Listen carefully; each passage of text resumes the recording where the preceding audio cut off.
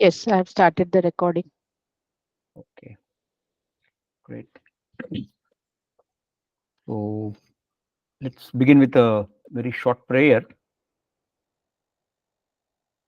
Om Yo Brahmanam Vidadhati Purvam Yo Vai Vedamscha Prahinoti Tasmai Tam Hadevam Atma Buddhi Prakasham Mumukshurvai Sharanamaham Prapadye Asato Ma Sadgamaya Tamaso Ma Jyotirgamaya Mrityorma Amritam Gamaya Om Shanti Shanti Shanti Gurur Brahma Gurur Vishnu Gurur Devo Maheshwarah Gurur Sakshat Parabrahma Tasmai Shri Gurave Namaha Gurave Sarvalokanam Bhishaje Bhavaroginam Nidhaye Sarva Vidyanam Shri Dakshinamurtaye Namaha. Okay, so first of all, I would like to thank all of you, especially your prayer group, for having given me this wonderful opportunity to talk about Advaita Vedanta and give overview, maybe over 3 or 4 sessions.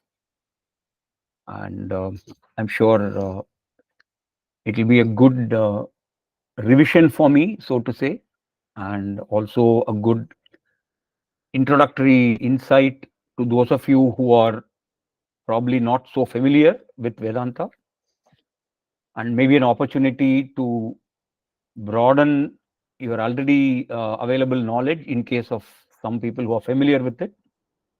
Um, so, as I've already said, I would like to keep this a more of an interactive session and not some kind of a monologue that I will talk continuously for 30 or 40 minutes. So, as and when somebody thinks something is not clear or some questions come up, please feel free to raise your hand and stop me. And as I've already informed Srimati Mrinalini, please take some notes. It will help because what I'm going to talk over the next 3 or 4 sessions will be some kind of a structured approach to Vedanta. And what you hear in one session would be building upon what I have told in the previous sessions. And all these sessions will be connected with each other. And it will definitely help you to derive a lot of benefit from all these sessions if you actively take notes. That will be my sincere suggestion. So with that short preamble, let me straight away dive into the topic that we have chosen.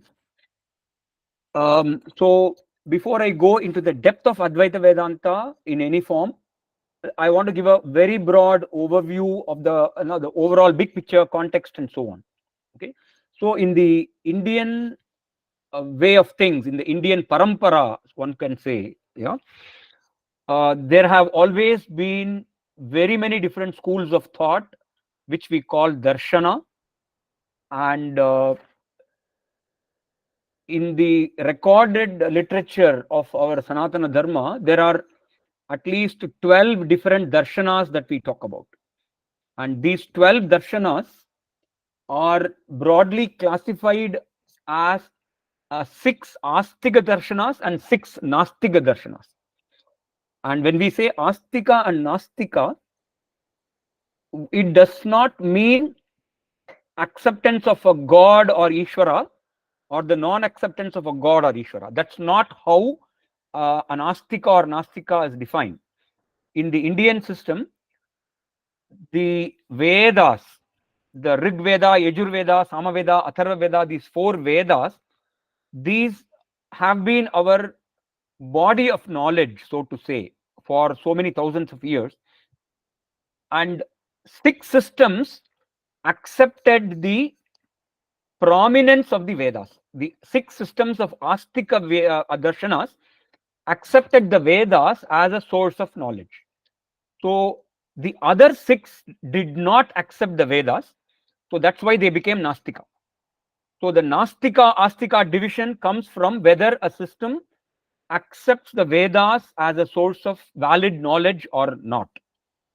Okay, and you would be surprised that within the 6 Astika darshanas, there are in fact 3 darshanas which do not accept an Ishvara.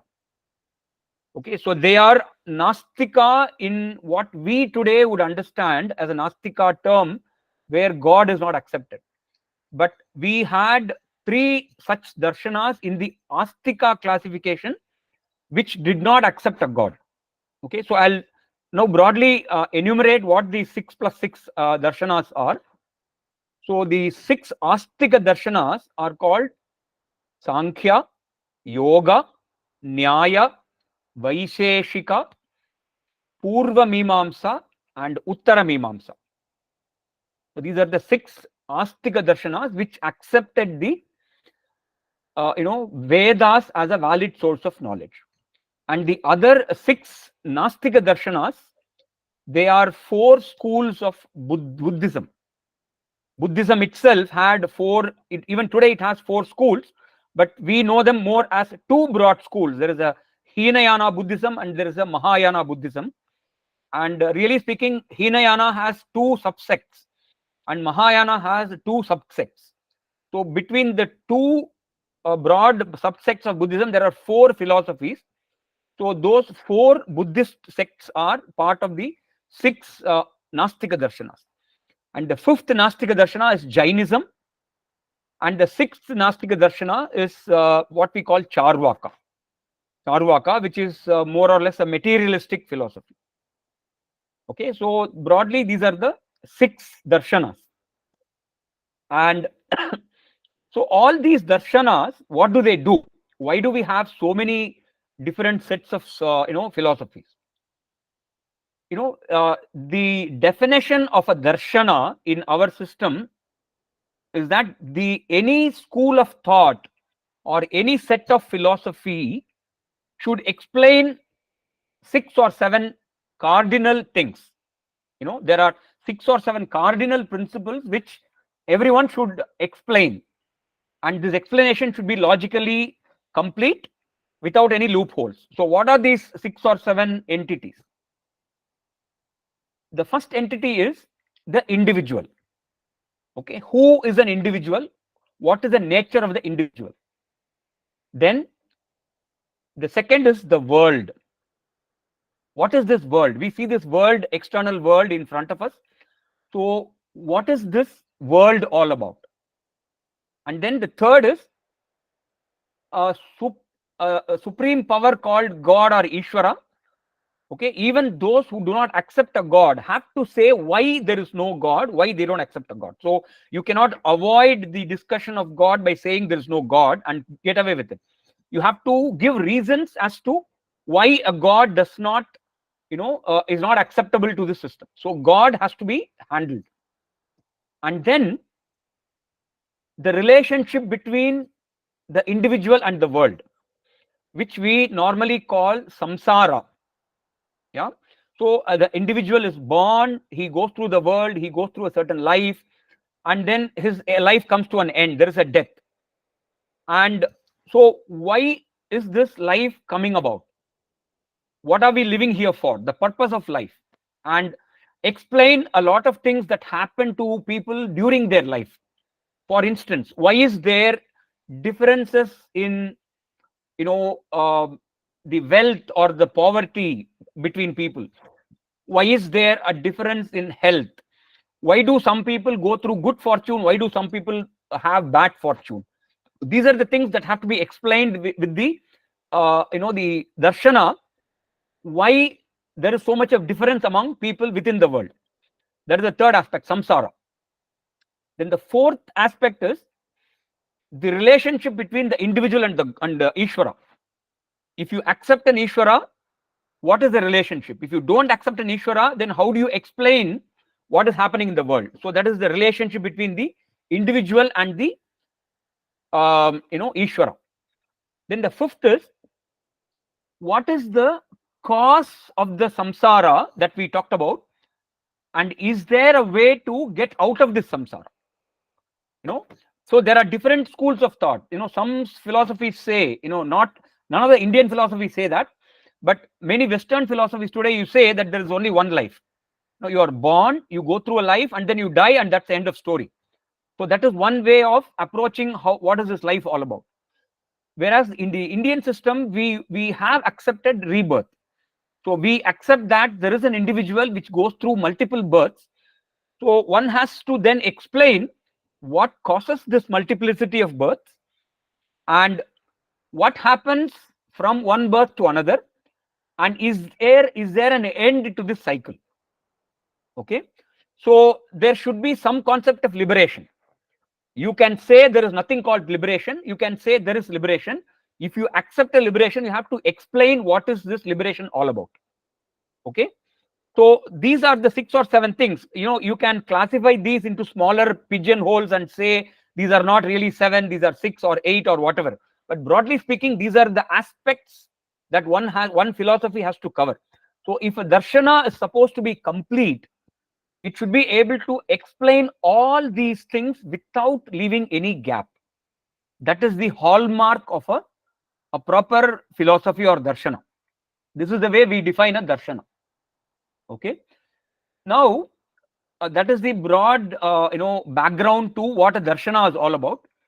Now I will come specifically to the Veda and Vedanta part.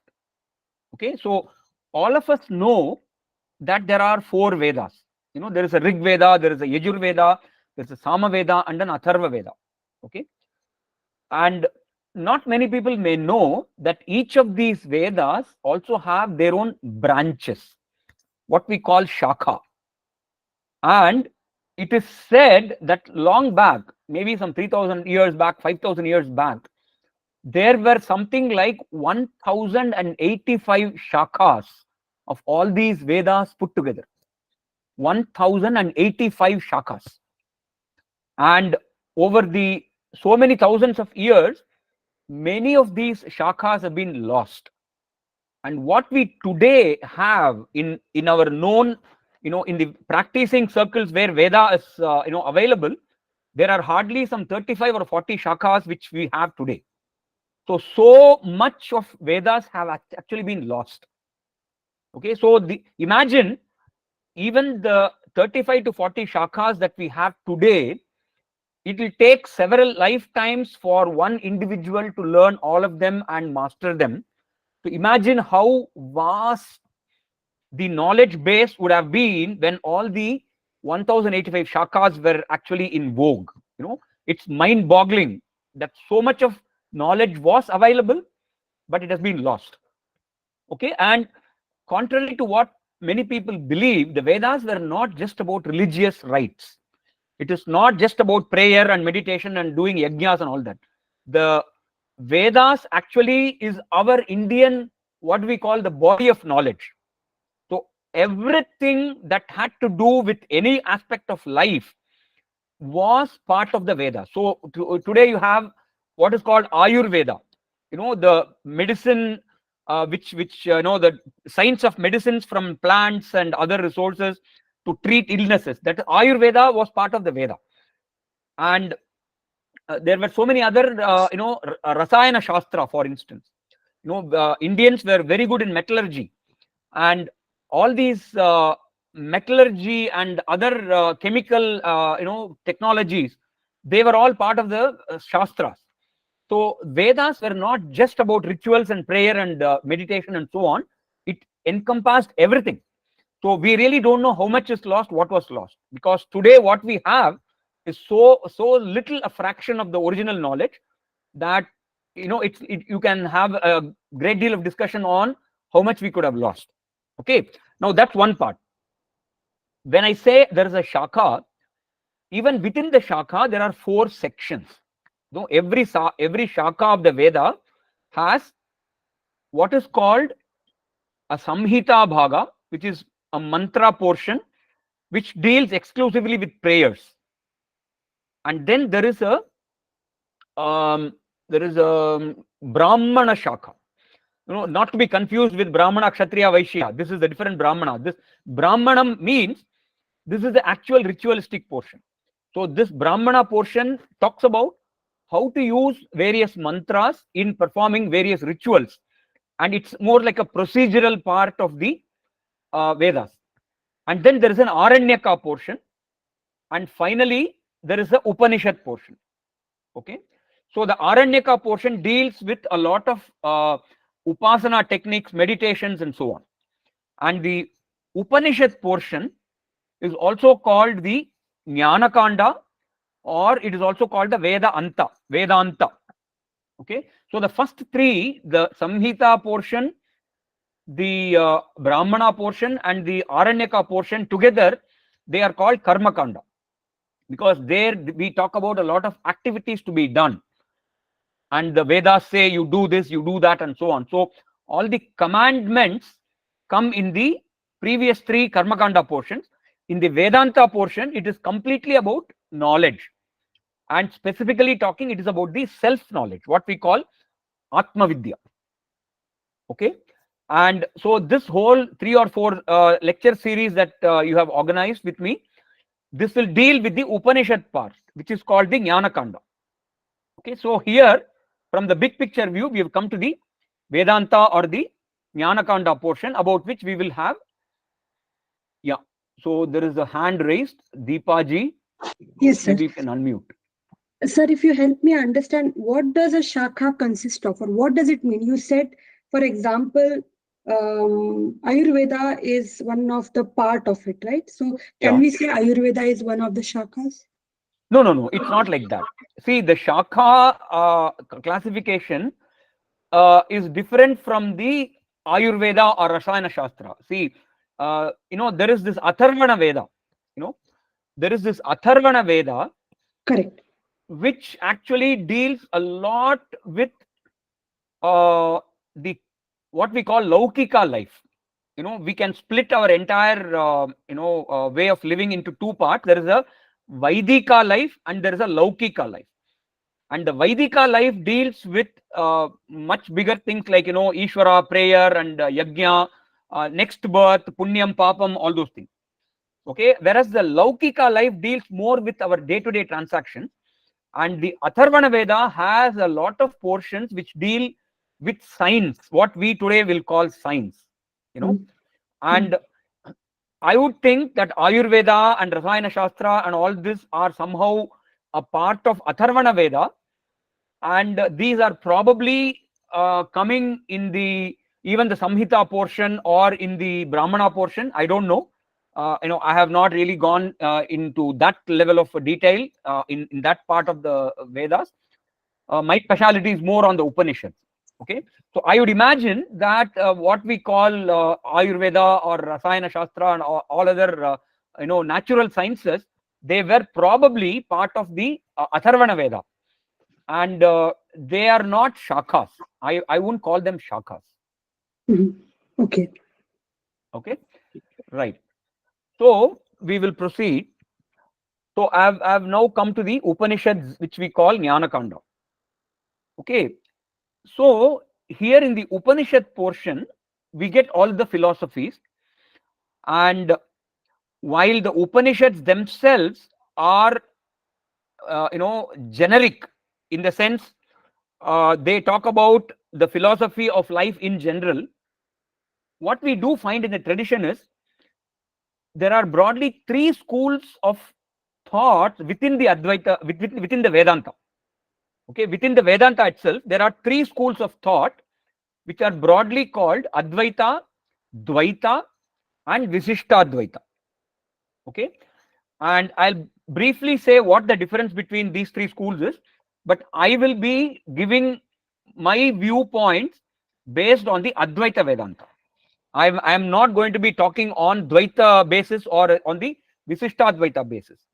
Okay, so the main difference between the 3 schools, Advaita, Dvaita, and Visishtadvaita, is in defining the relationship between Jiva and Ishvara, or what we call Jivatma and Paramatma, and they also differ on what is their definition of liberation or moksha.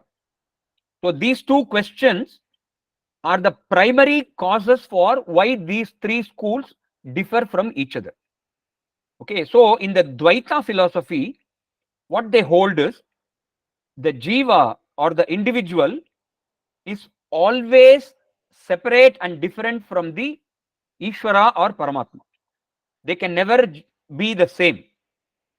And in liberation also, these two remain different, physically different. They are two different entities. That is the Dvaita approach. Okay. And in the Advaita approach, what we say is, what you call jiva is only a misunderstanding. Really speaking, there is no such thing called jiva, and really speaking, everything is only this Ishvara or Paramatma. That is the approach Advaita takes. And Vishishtadvaitam takes a somewhat an in-between approach. It says that really speaking, jiva is not different completely from Paramatma. No, it's a part of Paramatma. Okay, so there is some kind of a middle ground that the Vishishtadvaitam tries to take, and all the three schools of philosophy use the Upanishads as the basis for their interpretation. So you could actually say that the Advaita, Vishishtadvaita and Dvaita schools are essentially different interpretations of the Upanishads, and their difference is an interpretational difference. You could say that. But if you really go deep into their teachings, you would see that there are a lot of conflicting outcomes that come out of these three. Okay, so I will not deal with the differences and all that here. I will go only into the specific teachings of the Advaita philosophy. So from now on, you would hear me talking more or less entirely about Advaita and only Advaita. Okay, right.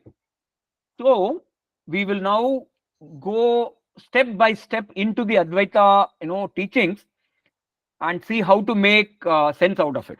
Okay, now whenever we learn something new, it is only logical that we first begin with something that we already know, and whatever new learning is coming, we somehow connect it to whatever we already know. If I suddenly bring a subject about which nobody knows anything, it's not going to make sense to most people. So the easiest way is to begin with something you already know, and from there try to step by step go out and reach out to the new teachings. Okay, so in that sense, as I said, every darshana has to deal with the individual, the world, and the Ishvara. Most of us know very little about Ishvara, unless you have done some scriptural readings and you already have some knowledge. We assume that we know very little about Ishvara, and so we are not in a great position to talk about Ishvara as a starting point. Maybe after a few sessions, we will be able to talk about Ishvara in a more sensible way. But being the first step, we should try to avoid talking about Ishvara because it's not something we are 100% familiar with. And that's the same case with the world also. We don't know everything about the world. We know something about the limited world to which we are exposed, but a lot of things we don't know.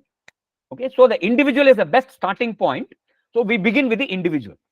Okay, now what our Shastras are saying is that you can broadly divide the individual, what we call jiva. I'll start using the word jiva more often. A jiva is an individual. The question is, who is really the individual? Who exactly is the individual? There are schools of thought which say that the individual is a body. There is nothing other than the body. That is the Charvaka's viewpoint. But the Vaidika philosophy says that you can actually divide the body broadly into two elements. There is a matter portion and there is a consciousness portion. Okay, there is a matter and there is a consciousness, and all of us are a mix of matter and consciousness. Okay, even modern science says that our body is made of a lot of materials. When you go for a blood test, your blood test value for iron and sodium and potassium and all that is, hemoglobin, all that is measured. So there are a lot of minerals in the body. And we know that 85% of the body is made of water. Water is a chemical. So we know that this body is made of materials. And then there is consciousness, because we are alive, we talk, we walk, and we do a lot of things. So we are also alive. So there is consciousness and there is matter. And then the Shastras say that this consciousness is not an inherent property of the matter. That's the second lesson we know. Yeah. So the consciousness you only find in living entities. When we see a dead body, basically the dead body is what? It's a physical body, but without consciousness. Okay. So there is body which can be alive or dead, and then there is a consciousness which makes the body come to life. Okay. And then the Shastras say that the matter that you see is inherently without consciousness, and it gets consciousness from somewhere. Okay, now the whole philosophy is to say, how does the body get consciousness? What is this consciousness all about? And how can we learn more about it? So that will be the direction in which we will be going. Okay, now the Shastras tell us that you can classify this individual, the living individual, into 5 layers. There are 5 layers, what we call the kosha, pancha kosha. That's the term. Pancha means 5, kosha means a layer, or actually sheath, sheath. The English word is sheath. So it's like, you have these Russian dolls. You have a big doll, you can open it, and then inside you will find a smaller doll. You can open that and you will see a smaller doll. Like that, there are 6, 7 dolls, one within the other. You can imagine something like that. Yeah. So the first kosha happens to be this physical body, what we call the sthula shariram, or it is also called the annamaya kosha. Annamaya kosha, mainly because this physical body, annamaya kosha, is kept alive by giving it food. If you keep somebody without food for many days, there's a good chance that person might die. Yeah. So this body, physical body, is supported by food. So it is given the name annamaya kosha. Okay. And then the annamaya kosha, inside this, has a lot of what we call, from the medical science, we know there are these physiological systems that operate within the body. You have the blood circulation system, you have the digestive system, you have the way you breathe and exchange oxygen with carbon dioxide and so on. So these systems are there. These are all called physiological systems. In the Sanskrit word for it, the Shastric word for it is pranamaya kosha. Pranamaya kosha is the energy layer. Okay, that is the second sheath. Now this pranamaya kosha itself consists of 5 different elements, which we call prana, vyana, apana, udana, and samana. Okay, I'll come later as to what these 5 are. Right now you can just note down the names: prana, apana, vyana, udana, and samana. There are 5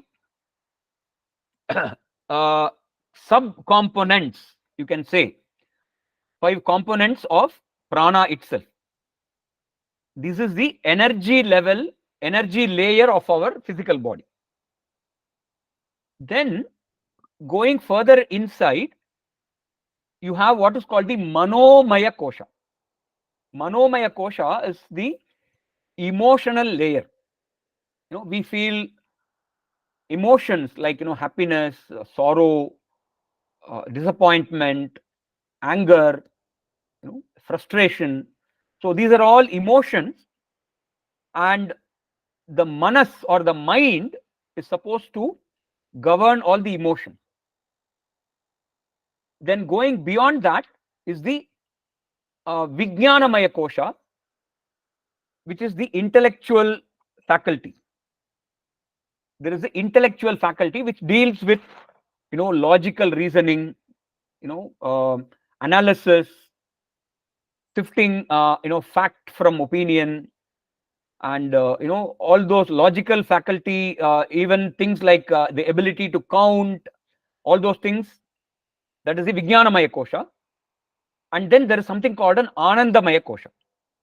Okay, the Anandamaya Kosha is a little complex in the sense it needs a lot more explanation. So we will come to Anandamaya Kosha a little later. Okay, now I will deal with Vijnanamaya and Manomaya also a little more in detail. But before that, let me complete the Pranamaya Kosha, 5, Prana, Apana, Vyana, Udana, Samana. So the Prana, the Pranamaya also has a name Prana. One of the components also has a name Prana. Okay, so that should not confuse you, because you just have to accept that the same word is used in multiple meanings. Okay. The the word prana denotes the breathing that comes out of the lungs. The one that comes out of the lungs is called prana. The one that goes inside is called apana. And it is the same apana which helps in the process of excretion. So the downward prana is called apana. Then there is this vyana, which is nothing but the circulation system. Circulation system. So it distributes the various nutrients and other things that the body generates through food. So it has to, even the supply of oxygen and so on, from a scientific medical point of view, there is this oxygen which has to be distributed all over the body. So that function is vyana. And then samana is the digestive faculty. So when you eat food, it goes into your stomach, and there we know from science again that there is hydrochloric acid which digests the food, and then it goes to small intestine and so on. In the Shastra, the digestive power is also called the Jatharagni. Jatharam means stomach, and this digestive power is given the name Agni. It's a kind of a fire. So it's called Jatharagni, and that is the samana prana. So samam nayati iti samanaha. So it is a digestive ability, the digestive faculty that digests the food and also ensures that all the cells get the nutrients that they receive. So samana and vyana, they work in tandem. They have slightly different functions, but they have to collaborate. So they work in tandem. And then finally there is a udana. The udana is some kind of a resistance system, or it's called a reversal system. So what we refer to by the word immunity, when you get some fever or cold, the body is able to fight. In fact, the fever itself is a symptom of the body fighting against some external infection. And then small things like, if something gets into your throat, for instance, when you're eating, something gets stuck in your throat, you start coughing immediately. Or, if something goes into your nose, you sneeze and get it out. Or let's say some dust particle falls into your eyes, you immediately start shedding tears. Yeah.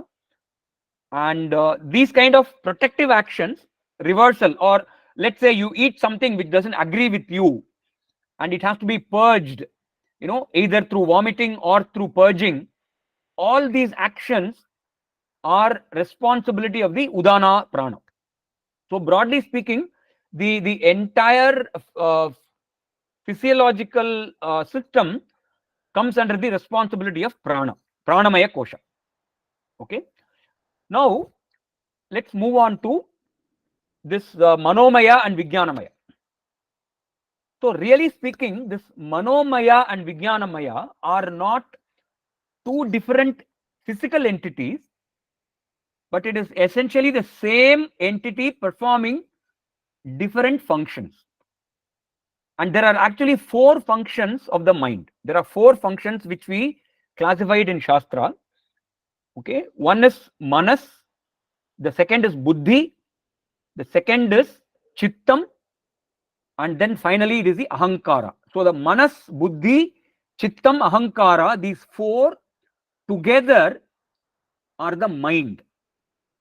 And for the sake of convenience, we split them into Manomaya, responsible for emotion, and Vijnanamaya, responsible for logic and analysis. But really speaking, these 2 functions belong to the same physical entity which we call Manas. Okay. And then the Anandamaya Kosha, which we will probably cover after a few minutes. Yeah. Now, the 5 Kosha view can also be simplified into a 3 Kosha view. How? The Annamaya Kosha is still the same. It is given a different name called Sthula Shariram, or the gross body. Sthula Shariram, Sthoola, Sthula Shariram, gross body. The Anandamaya Kosha is still the same. It's given a different name called Karana Shariram. So it is called the Karana Shariram, causal body. And the 3 in between layers, the Pranamaya, Manomaya, and Vijnanamaya, are combined together, and they are given the name Sukshma Shariram. Sukshma Shariram, Sookshma. Sukshma Shariram, or the subtle body. Subtle, subtle body. Okay. Now, we use this model, either a Panchakosha model or the Shariratraya model. The second one that I called is called a Shariratraya model. The Shariratraya model or Panchakosha model in different contexts, depending upon what we are trying to explain. Yeah. So while these 2 are they have a different nomenclature in some levels, they are essentially the same individual jiva, and then there is this consciousness. Okay, I have not talked about consciousness so far, but the assumption is somehow all these are conscious when we talk about them. Yeah, so we're talking about a conscious jiva with a conscious physical body, a conscious pranamaya kosha, a conscious manomaya kosha, and so on. So we have not yet come to consciousness. We will come to it eventually. Okay. Now, when we talk about the Sukshma Shariram, it is not just the Pranamaya Kosha, Manomaya, and Vijnanamaya. There are some more elements or members which we have to add. Okay, and these are the 10 Indriyas. These are the 10 Indriyas. There are 5 Jnanendriyas and 5 Karmendriyas. Okay, so what are the 5 Jnanendriyas? Jnanendriyas are basically the organs of perception. So this is the eyes, ears, the skin, which gives us a feeling of touch, and then the nose, that gives us the feeling of smell, and then the tasting tongue. The tongue has 2 functions. It functions as a karmendriya also while it talks. It functions as a jnanendriya also when it's eating and tasting. So here I am talking about the tasting tongue. So the eyes, ears, nose, the skin, and the tasting tongue, these 5 are called the Pancha Karmendriyani. I'm sorry. Pancha Jnanendriyani. Pancha Jnanendriyani. Then we talk about the Pancha Karmendriyani. The Karmendriyanis are the organs of action. Okay. And what are the 5 Karmendriyas? These are the hands, the legs, the talking tongue, then the organ of excretion, and the organ of reproduction. These are the 5 Karmendriyas. Okay. Now, when we talk about Indriyas, we have to again understand a difference in the sense there is a visible hand and a visible leg in the sharira, in the sthula shariram. So why am I talking about hands and legs as part of the sukshma shariram? Yeah. So that's because the visible hand and the visible leg and the other organs that you see, the visible eye, the visible nose and all that, these are not called indriyas, they are called golakam. The visible hands, legs and all of them, these are all called golakam. And the indriya is essentially the power of, the power that makes these organs function. Okay, so if there are people in this group who are familiar with how computer hardware works, that's the easiest example I can give. Whenever you talk about a computer hardware, let's say a printer or a modem or whatever, or even the whole computer itself, the physical hardware is a dead matter. It does not function until there is something called a driver or an operating system that is loaded to the device. Okay, so the physical body or the golakam is like your hardware, and the indriyam is more or less like your driver. If you have a computer without an operating system, it will not function. So similarly, if you just have a golakam but the indriyam behind it is not functioning, then that's what we call a physical handicap. So we have people who probably have suffered from a paralytic attack and they can move their hands or legs. In their case, the physical leg or hand is available, but the power to move the hand or leg is gone. So that is the indriya not functioning, but the golakam is available. So these 5 karmendriyas and 5 jnanendriyas that we talk about are essentially part of the sukshma shariram, and they are the power or the activating component which makes the physical organs function. Okay, and you can say that about everything. When the kidney is functioning, yeah, Deepa ma'am. So you Please said unmute. that hands, legs will come in sukshma. What is it? Sukshma, right? No. I'm saying that the physical hand that you see, the visible hand, is called golakam. That belongs to the physical body, the annamaya kosha, Correct. or Yeah. the sthula shariram. But the power to operate the hand, that belongs to the sukshma shariram. Okay, understood. Okay. And that's the case with every indriyam.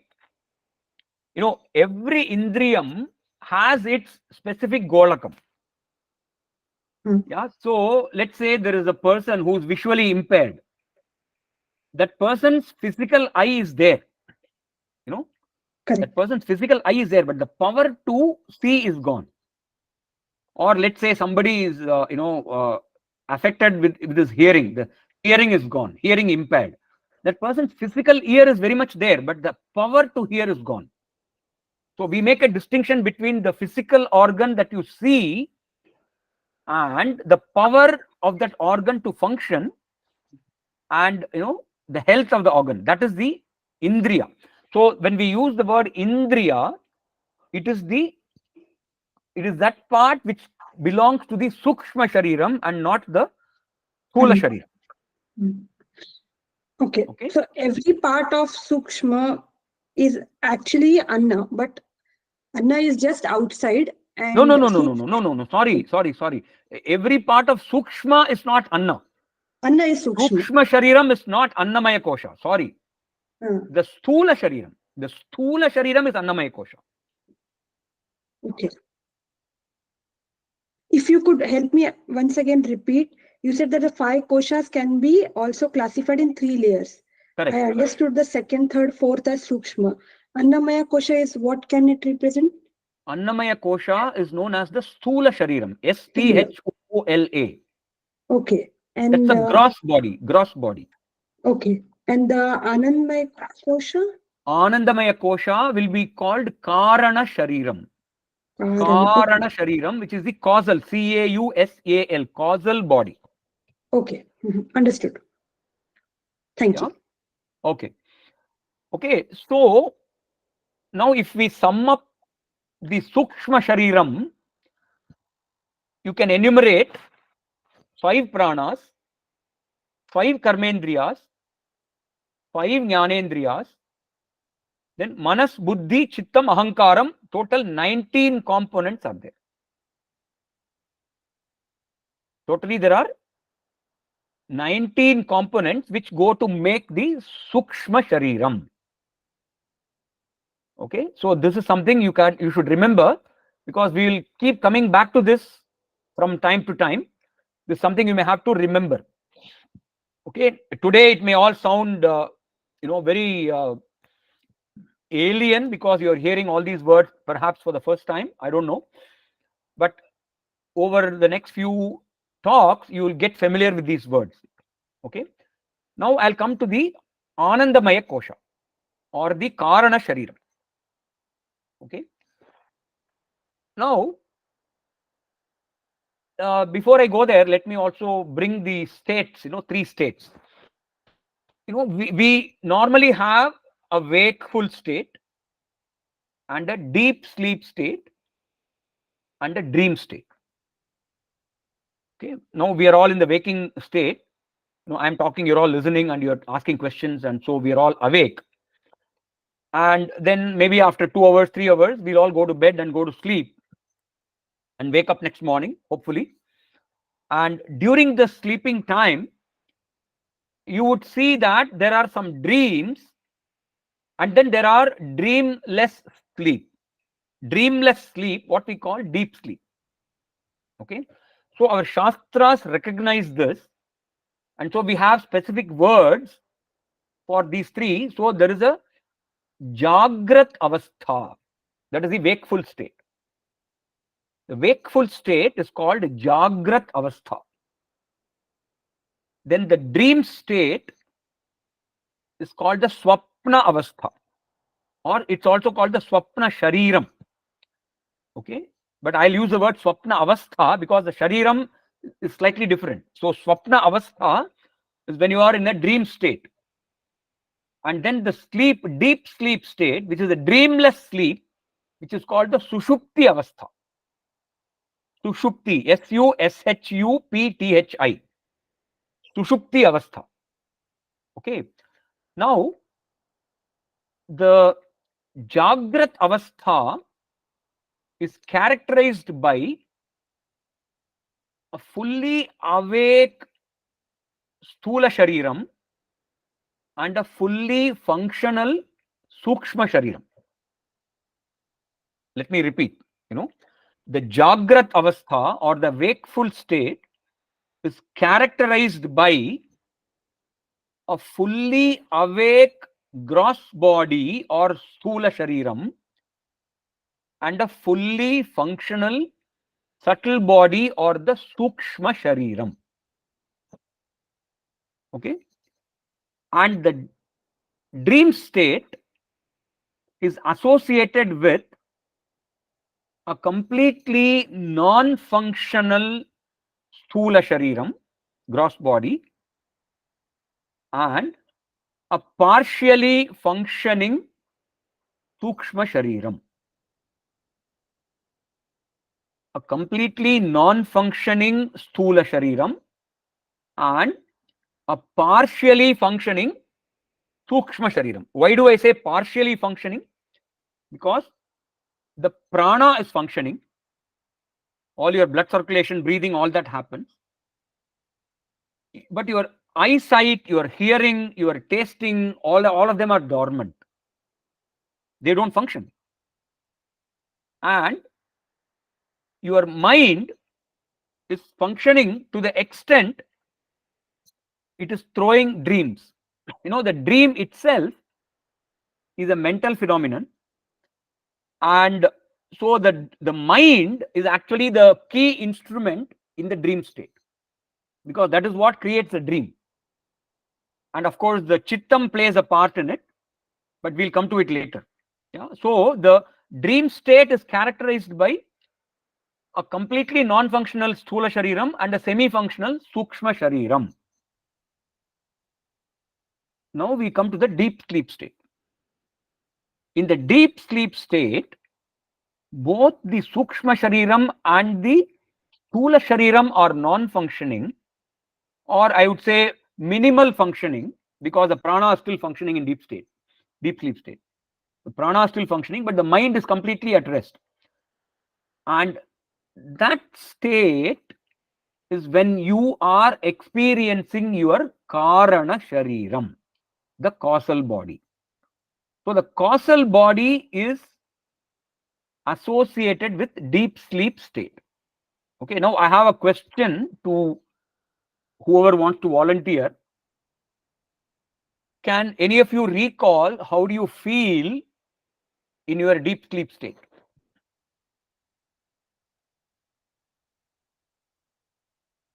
Any volunteers? Hi Vasu, this is Hi. Purnima. Yeah. Deep sleep, one can only say that I had a good sleep when one is awake. Correct. Actually, in deep sleep, one cannot say anything. One Correct. is oblivion of the rest of the world. Correct. But I'm not talking about talking during deep sleep. I'm talking about what is your experience which you can recall after you wake up. Relaxed? Nothing. Relaxed. Nothing. Nothing. Okay. Nothing. Please note that word nothing. Yeah. Relaxed. Nothing. Yeah. Nothing is important. Okay. Purnima Relaxed wanted to say also, something. relax is also only after waking up. Actually, in the deep sleep, one doesn't experience anything. Yeah. Okay. Please note that sentence because we'll come to it in a few minutes. See, only when one is awake, one experiences the how I should put it, absence of experience. Superb. See, Superb. but Wonderful. when one is awake, one experiences things, and deep Yeah. sleep is actually absence of experience. Excellent. Excellent. I really appreciate that. It's a sentence I would have used in a few minutes. You kind of preempted me. Yeah. Thank Sure. you. Wonderful. So Purnima Thank ji, you. you wanted to say something. Yes, Vasu, that's I think they all said like it's nothingness, like we don't feel or experience anything while in deep sleep, but after we wake up, we realize that we have slept well. Sure. So that remembrance or memory is there. Okay. Lovely. And did I see Manjula ji raise her hand, or she came on unmute? Yeah, I just said that nothing in relaxed state. Okay. So you already had your say. Okay. Ekta ji, what do you want to say? Yeah, can we say Shunya Avastha? Shunya? Nothingness? Shunya is a little controversial. Yeah, but then somebody, Kishori ma'am said nothing. So you can say nothing and Shunya are synonymous. Yeah. But the word Shunya has different connotations, and we'll probably analyze the word Shunya maybe in the third or fourth session. Okay. Really speaking, we don't accept a Shunya because to say there is a Shunya, you need to have a conscious entity. Okay. Yeah. So there is really speaking no Shunya. When you say Shunya, it is what Kishori ma'am said, absence of experience. But in the absence of experience, you still have the experiencer who can talk about the absence of experience. Yeah. Yeah.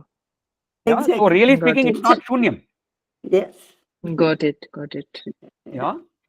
Okay. So thanks everyone for whoever volunteered to answer my question. So the point I want to make was, in the Karana Shariram is essentially a state of blankness or darkness. I would use the word darkness, or as Kishori ma'am rightly said, absence of experience. You could say nothingness. and more importantly, it's a state of ignorance. It's a state of ignorance because in deep sleep, you don't even know about your own existence. You are not even aware of yourself. You are not even aware of where you are. You have no experience of time and space. And that is the characteristic of the Karana Shariram or the Anandamaya Kosha. And the word Anandamaya Kosha is used because, as most of you said, it's a state of bliss. You know, when you have slept very well for about 8 hours, you really wake up with a great deal of freshness and energy. And when you recollect that deep sleep, you feel very happy. Yeah, you can recollect the happiness that you felt during the deep sleep after you wake up. So that happiness cannot come if you had not experienced it in the deep sleep. Yeah. So that's the reason it's called Anandamaya Kosha. It's also called the Karana Shariram for a different reason, which we will probably explore in the next session. Yeah. So I think we have a logical point where we can end the session today. And if there are questions, if there are discussions, I'm happy to continue. But from my side, I think I have completed whatever I wanted to tell in this first session. Thank you. Yeah, Thank you very Ekta ji. much. Yeah, you mentioned in the beginning the Ishvara and Jiva, the terms. Is it same as Purush and Prakriti? No. No. Purusha and Okay. Prakriti, we will And talk about Sankhya afterwards. Yeah, comes in because Sankhya. they are different views, and Jiva and Ishvara are both a mix of Purusha and Prakriti. Jiva is also a mix of Purusha and Prakriti. Ishvara is also a mix of Purusha and Prakriti. Okay. Okay. Right. And Dhanashri? Thank you. Yes, sir. I have a question that you have really explained very well and in detail 3 shariras and 3 avasthas. But we generally say there are 4 avastha and 4 sharira, like Mahakaran Deha. As so, is it right? That Where I did mean, you hear this? Hello. Where did you? Yeah, I Where have did read you? it in generally I read in Marathi about this all, like Dasbodh, if you by any chance know, this is the grantha which I generally study about. So there they have mentioned 4 avastha and 4 sharira. Okay. Now I am coming from an Advaitic point of view, and The we don't Turiya. accept the 4th avastha. Okay. That We is only the- say there are only 3 avasthas, and these 3 avasthas are sufficient for us to understand everything. Yeah. Okay. And in Tamil, the Okay. word avastha is pronounced as avasthai, and avasthai in Tamil means trouble.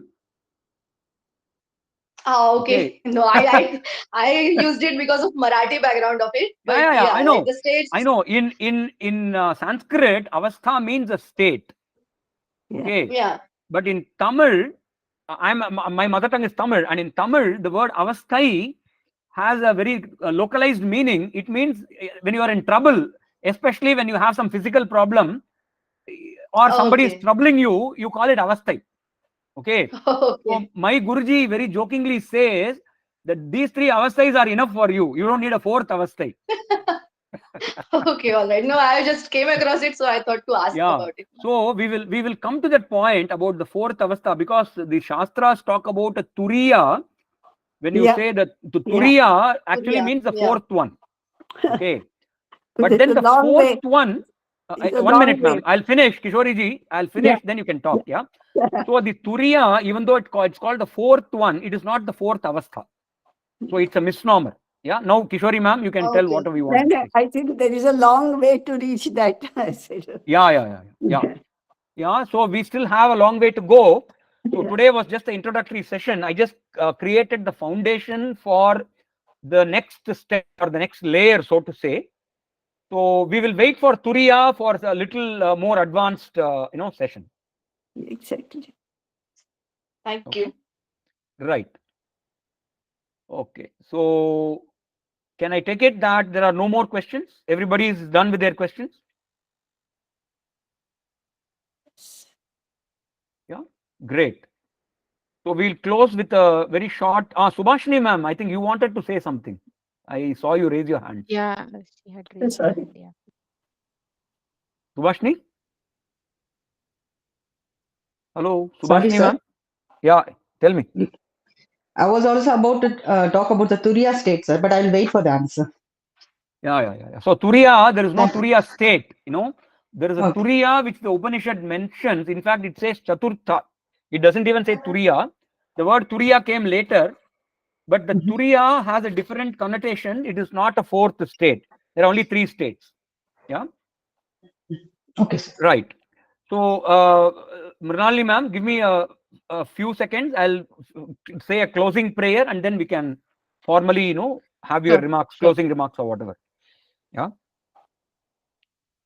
Om Purnamadah Purnamidam Purnat Purnamudachyate Purnasya Purnamadaya Purnamevavasishyate Om Shanti Shanti Shanti Sarvesham Swastir Bhavatu Sarvesham Shantir Bhavatu Sarvesham Purnam Bhavatu Sarvesham Mangalam Bhavatu Sarvepi Sukhinas Santu Sarve Santu Niramayah Sarve Bhadrani Pashyantu Ma Kaschid Dukhabhag Bhavet Om Shanti Shanti Shanti. Thank you so much. It was such an enlightening session. Enlightening because as kids, as growing adults, we have heard these terms quite a lot, but exactly the meaning and the depth of it is clear. Even I have my notes. I have to revisit them till we have our next session because it's really a very nice foundation. I would say the first session. And thank you so much for getting. I mean, I had approached you, and without any hesitation, you said yes, you would like to do it. And here we are with our first session. So So I'm just thank you so sharing my much. knowledge. I'm very thankful for the opportunity, and I would like to have as many sessions as you people want. I would strongly suggest you please go through the notes and think about what you heard, and then come back with questions. I hope the beginning of the next session will have a lot of questions. Yes, ma'am. Subhashini ji, you wanted to say something? You raised your hand. No, sir. Thank you, sir. Nothing, sir. Thank you. Okay. And I just have one final remark. The next session, as per your original plan, is after 4 weeks. Okay. So if there is a way you can make it a little more frequent, that would help, because in 4 weeks, a lot of things can evaporate. Yeah. So there is a good chance that the audience may come with a very fresh mind in the next session also. So if you can somehow arrange, a little more, maybe once in 2 weeks, 3 weeks, I don't know. You people have a schedule, and I leave it to you. If you can make it a little more frequent, that will help all of us. That's my only request. Okay. Yeah? I'll discuss it in the group probably and take a call. Okay. Thank you so much. Thank Namaste. you so much. Shubharatri. Have a nice evening. Shubharatri. Thank you. Good Dhanyavad, night. sir. Bye-bye. Thank you. Bye. Thank you, sir. Thank you. Thank you. Thank you so much, sir. Thank you.